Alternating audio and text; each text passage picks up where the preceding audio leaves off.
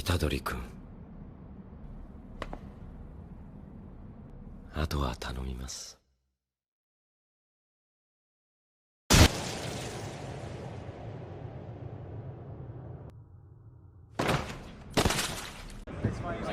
What's going on, YouTube? It's Zay from Arena HQ, and we're here at the Orlando Bandai Card Fest with Black Noir from Team Arena HQ.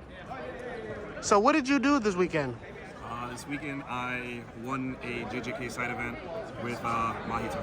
Mahito. So you played a JJK side event, 7 rounds, and you won undefeated with Mahito. And look at that amazing mat, man. Are you ready to get into the deck profile? Ready, let's do it. Let's do it, man. Alrighty, so first off I played 4 of the 0-drop Mahito, mandatory. Next, I played 3 of the 0-drop Hanami. I felt that the Hanami was really good going into matchups with Gias and Lancelot running around, so a lot of impact. And then it also helped me in my matchups against Blue as well, whenever they had impact Sukuna. So Hanami was good, you said, against Lancelot, Blue Sukuna, and Purple Gias. Correct. Great, amazing. Then I also played 3 of the 0-drop Transfigured Human. A lot of people max out on this card, but you have a lot of cards that mill and you're able to get it back from the graveyard, so I felt 3 was good so I don't draw into it too often. Spicy tech of the deck is going to be the 0-drop Nobu. He is an active trigger at 2k, so he gives a lot of early aggression, and he's able to hit active, which this deck suffers from not having too many triggers in the deck. So really good card, was MVP of the early game. So you wouldn't change any of these cards? You played 14 zeros, 4 Mahito for the raid source and 4 active triggers? Yeah, I'd keep it exactly the same. Keep it exactly the same? Yeah. This is perfect because I want to draw into it early, and then at 3 this is perfect because if I draw it, it's really, really good going into any impact matchups. And then there's some spicy things I could do with this that I'll show you next. Okay. And then to continue with the Transfigured Humans, I also play 3. Like I said, there's cards that can bring it back to the graveyard. You're also milling a lot.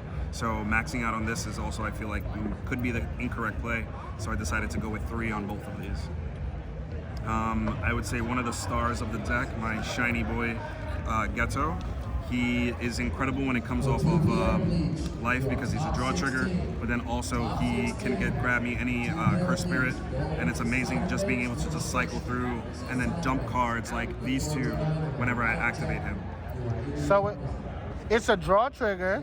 It allows you to basically dig for more Cursed Spirits, so you can even search the Hanami if you want. Did you ever do that at all? Correct. I did do it twice, where I activated him and I added a raid and I added a Hanami, and I was able to summon the Hanami, which actually saved me from one of the games that I was playing against Blue Sukuna.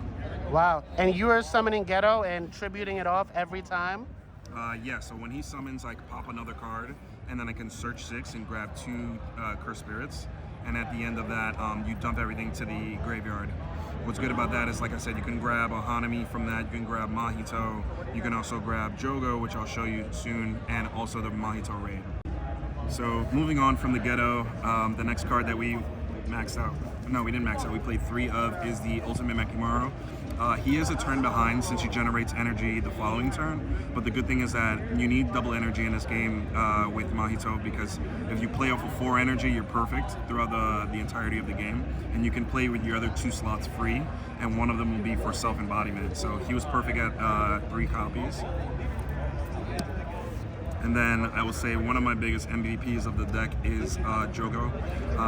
The way that I play the deck is very rush and manipulation on your battle points, so I wanted to max out on this card to emphasize anytime that I can minus by 1,000 and then play some different combos to kind of like delete cards off the field that could be a problem or threats.